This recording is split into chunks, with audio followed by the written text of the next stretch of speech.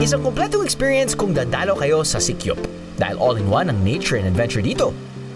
Guide ka pa ng locals, kaya ng mga higaw noon, na alam ang bawat sulok ng bundok, sapa, kuweba at mga ilog rito. Kaya ang mga turista, diretso na sa Sikyop Adventure. Matapos ang 30 to 40 minute trek paakyat ng bundok at papasok sa kuweba,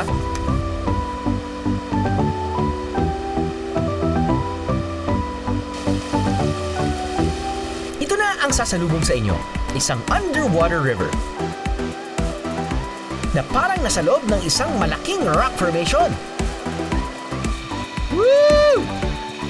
Siyempre, biyahero tip, mas maganda kung magsusuot kayo ng grippy trekking shoes. Huwag gayahin ng aking cameraman na takot mabasa. At nakatsinelas. Bihasang bihasa.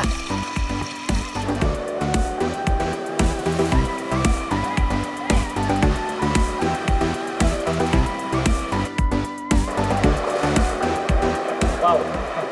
Ito na yung culminating activity ng ating 4-hour adventure dito sa Sikyop.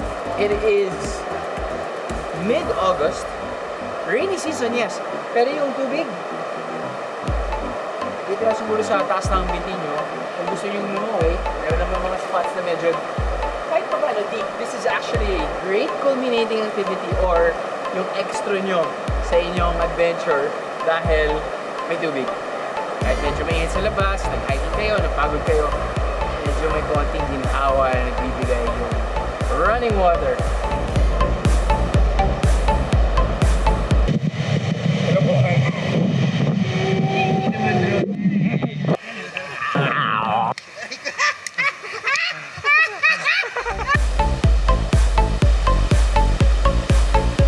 I am the meeting is a biyahe. All you gotta do is just subscribe to the YouTube channel of GMA Public Affairs and you can just watch all the Behind the Drew episodes all day, forever in your life. Let's go! Yeehaw!